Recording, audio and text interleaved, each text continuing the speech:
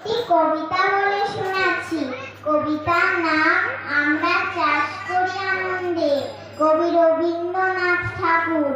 আমরা চাষ করি আনন্দে, মাঠে মাঠে বেলা কাটে, সকাল হতে সন্ধে, রোদ ওঠে বৃষ্টি পড়ে, বাঁশের বনে পাতা নড়ে, বাতাস ওঠে ভোরে ভোরে, চষা মাটির গন্ধে, সবুজ প্রাণের গানের লেখা, রেখায় রেখায় দেবে দেখা, মাঠে এখন তোর কবি, নিত্য দোদুল ছন্দে, ধানের শীষে ফুলার ছোটে, সকল ভরা ভেসে ওঠে, অগ্রাণের সোনা রোদে, পূর্ণিমারি চাঁদে।